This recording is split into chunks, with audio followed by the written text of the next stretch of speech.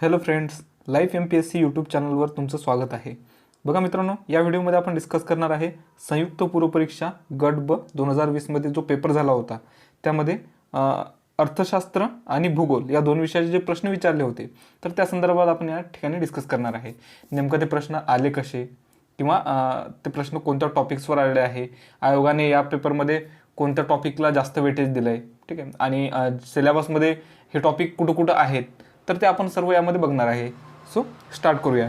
बघा, आयोगाने एकूण अर्थशास्त्रावर 15 प्रश्न विचारलेले आहेत आणि जिओग्राफीवर एकूण 15 प्रश्न विचारलेले आहेत. म्हणजे या दोन विषयावर एकूण 30 प्रश्न विचारले गेलेले आहेत. पहा, इकॉनॉमिक्समध्ये काय काय विचारलं ते बघूया आता. इकॉनॉमिक्समध्ये आयोगाने कृषी या घटकावर एकूण 3 प्रश्न विचारलेत. ठीक आहे, कृषी या घटकावर एकूण किती प्रश्न विचारलेले आहेत? 3 प्रश्न, ज्यामध्ये हरित क्रांतीवर एक प्रश्न विचारला. एक प्रश्न होता की हरित क्रांतीनंतरच्या काळात कोणत्या पिकाच्या उत्पादनात सर्वात जास्त वाढ झाली, असा एक प्रश्न विचारला होता. नंतर एक ताग उत्पादनासंदर्भात प्रश्न विचारला होता. ठीक आहे.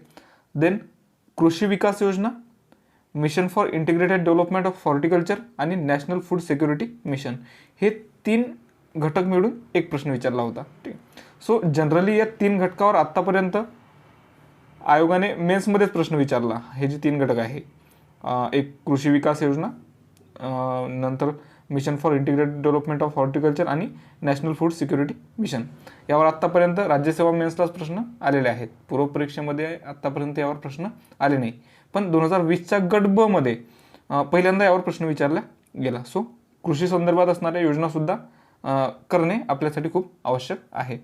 नेक्स्ट टॉपिक आहे बघा, दारिद्र्य. आयोगाने दारिद्र्यावर सुद्धा प्रश्न विचारले होते, जे जनरली विचारले जातात रेग्युलरलीच. सो दारिद्र्यावर आयोगाने एकूण 2 प्रश्न विचारले होते. तेंडुलकर समिती आणि रंगराजन समिती या 2 समित्यांवर प्रश्न विचारले होते. तेंडुलकर समितीवर कोणता प्रश्न विचारला होता? 21.9% जे दारिद्र्य होतं, सो ते दारिद्र्याचे प्रमाण विचारलं होतं. आणि एक रंगराजन समितीवर आकडेवारी विचारली होती, प्रतिदिन उपभोग खर्च 32 आणि 47, ग्रामीण आणि शहरी. सो असे 2 प्रश्न आयोगाने दारिद्र्य या घटकावर विचारले होते. ठीक आहे. नंतरचा टॉपिक आहे आयोगाचा प्रश्न विचारलेला 2020मध्ये राजकोषीय बाबी. बघा, राजकोषीय बाबीवर आयोग दरवर्षी गव्हर्नमेंट लायबिलिटीज, सरकारची देणी, या घटकावर दरवर्षी आयोग एक ना एक प्रश्न विचारतोच. ठीक आहे. कोणता टॉपिक?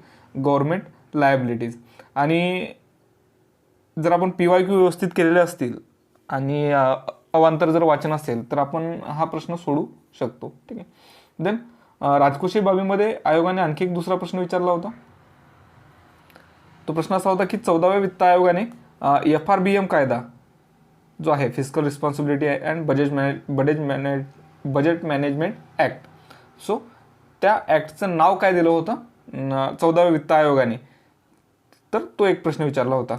ठीक आहे. असे एकूण राजकोषीय बाबीवर आयोगाने 2 प्रश्न विचारले होते. देन नेक्स्ट आहे बँकिंग. कोणता? बँकिंग. बँकिंगवर आयोगाने यावर्षी फक्त एकच प्रश्न विचारला. ठीक आहे. किती? एक प्रश्न.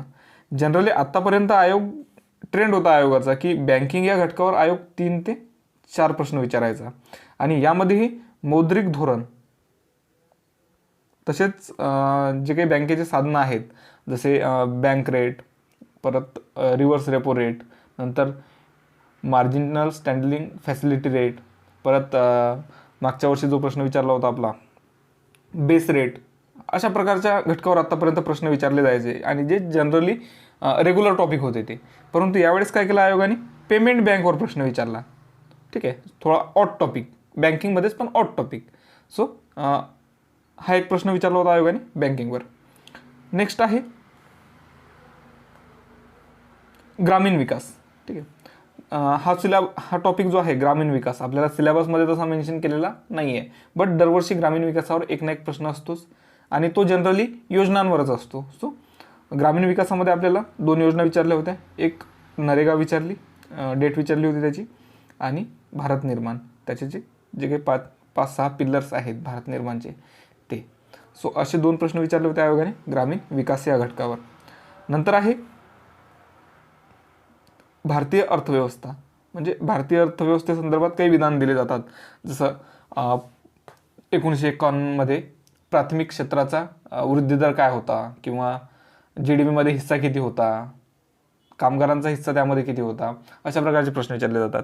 आता हा टॉपिक करताना आपण आहे ना 1951 ते 1991 51 ते 1991 या 2 कालखंड जे आहेत ते या 2 कालखंडादरम्यान इंडस्ट्री म्हणजेच उद्योग क्षेत्र आपलं, नंतर सर्व्हिस सेक्टर आणि ॲग्रिकल्चर सेक्टर याचा परिस्थिती कशी होती हे एक जनरलाइज व्ह्यू डेव्हलप करून घ्यायला पाहिजे. ठीक आहे. आणि त्यानंतर 1991 ते समोर या काळामध्ये या 3 क्षेत्रात कोणते बदल झाले, काय परिस्थिती झाली. ठीक आहे. सो त्याचा सुद्धा एक ॲनालिसिस आपल्याकडे असलं पाहिजे, जेणेकरून आयोगाने किती किचकट म्हणजे फॅक्च्युअल जरी प्रश्न विचारला तरी आपण आपल्या ॲनालिसिसच्या बेसवर तो प्रश्न टॅकल करू शकलो पाहिजे. ठीक आहे. सो हा घटक करताना लक्षात ठेवा नेहमी की 1951 पासून तर 1991 पर्यंत हा पहिला स्पेल. या पहिल्या हाफमध्ये आपल्याला काय काय गोष्टी करायच्या ते ठरवा, जसं इंडस्ट्री, सर्व्हिस सेक्टर आणि ॲग्रिकल्चर सेक्टर या तिन्ही बाबतीत या कालखंडामध्ये काय काय झालं ते बघा, आणि नंतर 1991 नंतर काय काय झालं. ठीक आहे.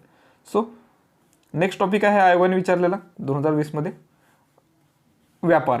ठीक आहे.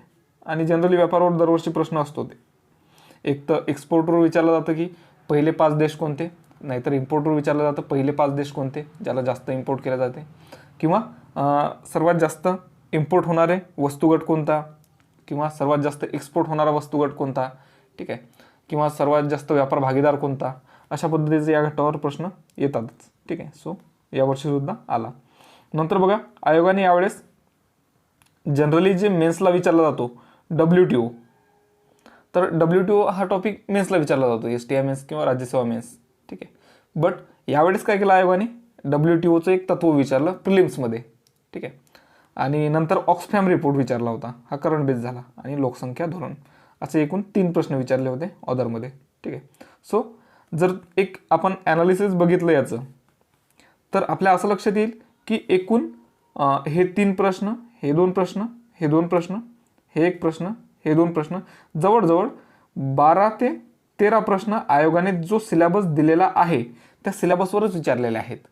ठीक आहे. म्हणजे आयोगाचा आता तुम्हाला नेक्स्ट स्लाइडमध्ये मी आयोगाने जो आपल्याला इकॉनॉमिक्सचा सिलेबस दिलेला आहे ते सुद्धा दाखवणार आहे. सो तुम्हाला असं लक्षात येईल की 12 ते 13 प्रश्न आयोगाने जो सिलेबस दिला तिथेच विचारलेले आहे, बाकी काहीही त्याच्या बाहेर आयोग गेलेला नाही. फक्त 2 प्रश्न, जसं WTO जे आपल्याला सिलेबसमध्ये पूर्वपरीक्षेत दिलं नव्हतं त्यावर एक प्रश्न विचारला आयोगाने, आणि ऑक्सफॅम रिपोर्ट हा सुद्धा एक करंट बेस म्हणून आयोगाने प्रश्न विचारला. सो आपल्याला काय करायचं आहे, आपले क्वेश्चन पेपर आणि आपला सिलेबस ह्या दोन्ही याला स्टिक राहून चिपकून येणाऱ्या पूर्वपरीक्षेचा आपल्याला 2021ची जी काही पूर्वपरीक्षा येणार आहे आपली आता, सो त्याचा अभ्यास करायचा आहे. ठीक आहे. सो बघा आता सिलेबस दाखवतो मी तुम्हाला अर्थव्यवस्थेचा आपला काय आहे. पहा, राष्ट्रीय उत्पन्न. ठीक आहे. यावर्षी यावर प्रश्न आला नाही. बट शेतीवर किती प्रश्न आहेत, 3 प्रश्न आलेत. उद्योग क्षेत्र यावर सुद्धा एक प्रश्न आलेला आहे. परकीय व्यापार यावर सुद्धा एक प्रश्न आला. बँकिंग यावर सुद्धा एक प्रश्न आला. लोकसंख्या यावर सुद्धा एक प्रश्न आला. दारिद्र्य यावर 2 प्रश्न आलेत. नंतर राजकोषीय नीती इथं सुद्धा एक प्रश्न आला. जसं बेरोजगारी संदर्भातली योजना नरेगा हे सुद्धा आपण या ठिकाणी बेरोजगारीमध्ये टाकू शकतो, इथं सुद्धा एक प्रश्न आला. यावेळेस आयोगाने काय केलं, जे काही शासकीय अर्थव्यवस्था आहे जसं अर्थसंकल्प, लेखापरीक्षण, सो यावेळेस आयोगाने प्रश्न विचारलेला नाही.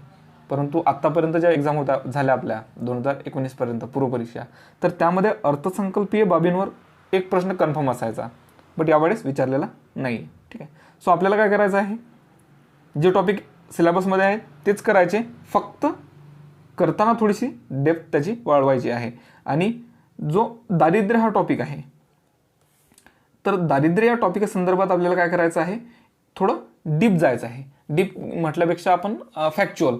ठीक आहे. सो याचा जो दारिद्र्याचा जो काही फॅक्च्युअल डाटा आहे, तर तो दारिद्र्याचा फॅक्च्युअल डाटा आपल्याला एकदम व्यवस्थितरित्या लक्षात ठेवायचा आहे, म्हणजे तिथं पेपरमध्ये कन्फ्युजन व्हायला नको.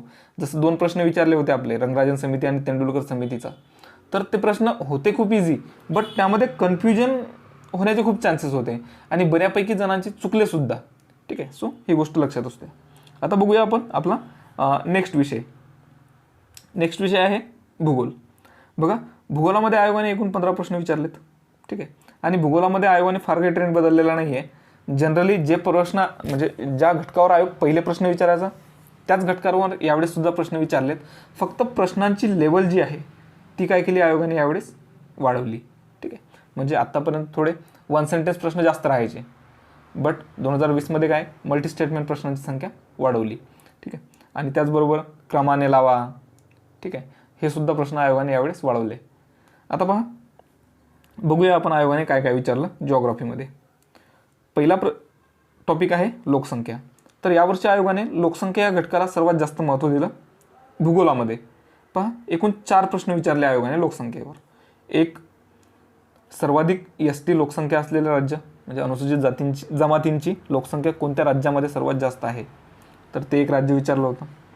नंतर महाराष्ट्रामधील घनतेनुसार पहिले 5 जिल्हे विचारले होते क्रमाने लावा म्हणून. ठीक आहे. देन विचारला एक महाराष्ट्रातील लिंग गुणोत्तरातील फरक विचारला होता. त्यानंतर एक प्रश्न विचारला होता गडचिरोलीची घनता. 4ही प्रश्न खूप सोपे होते आणि 4ही प्रश्न सोडवण्यासारखे होते. ठीक आहे. देन नेक्स्ट टॉपिक आहे आपला आयोगाने प्रश्न विचारलेला महाराष्ट्राचा भौतिक भूगोल. या घटकावर सुद्धा दरवर्षी प्रश्न विचारले जातात. बघा, यावेळेस काय केलं आयोगाने, मवाळ प्रदेशावर प्रश्न विचारला. कशेडी घाट यावर एक प्रश्न विचारला. म्हणजे मवाळ प्रदेश आणि कशेडी घाट मिळून एक प्रश्न झाला होता.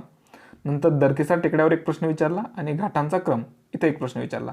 असे एकूण फिजिकल जिओग्राफी ऑफ महाराष्ट्र यावर किती 3 प्रश्न आलेले आहेत. ठीक आहे. सो यामध्ये फक्त मवाळ प्रदेश आणि कशेडी घाटाचा प्रश्न सोडला, हा एक प्रश्न सोडला, तर हे दोन्ही प्रश्न काय होते, एकदम इझी होते. ठीक आहे. देन नेक्स्ट आहे वने आणि वन्यजीव. यामध्ये आयोगाने पेंच व्याघ्र प्रकल्प विचारला आणि गौताळा अभयारण्य. पेपरमध्ये आपल्याला गौताळा राष्ट्रीय उद्यान केलं इथे. ठीक आहे. त्याच्यावर बऱ्याच जणांनी क्लेमसुद्धा पाठवलेला आहे. मे बी हा प्रश्न उत्तर चेंज होऊ शकते याचं. ठीक आहे. सो बघा, नेक्स्ट टॉपिक आहे आयोगाने विचारलेला नदीखोरे.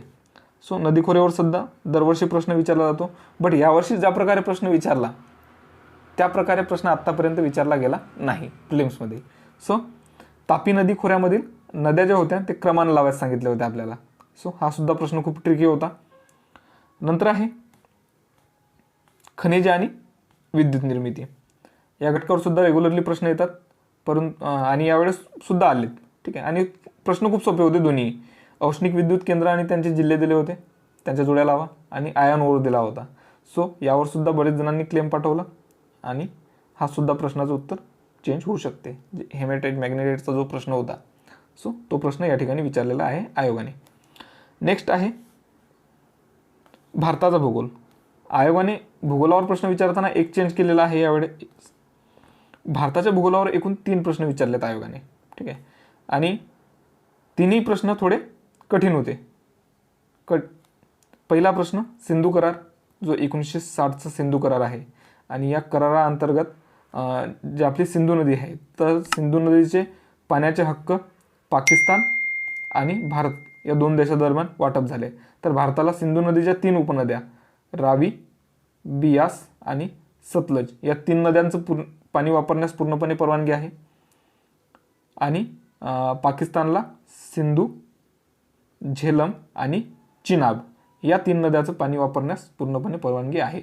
ठीक आहे. भारत या 3ही नद्यांचं पूर्ण पाणी वापरू शकतो, बट या 3 नद्याचं पाणी भारत पूर्णपणे अडवू शकतो का? नाही. वापरू शकतो, अडवू शकत नाही. ठीक आहे. सो हा एक करार विचारला होता आयोगाने. देन नेक्स्ट आहे खिंडी. सो हिमालयातील खिंडी दिल्या होत्या आणि त्याचा पश्चिमेकडून पूर्वेकडे क्रम लावा असा प्रश्न होता. ट्रिकी प्रश्न होता. काही जणांचा बरोबर आला, काही जणांचा चुकला. मृदाईचा प्रश्न विचारला होता एक. ठीक आहे.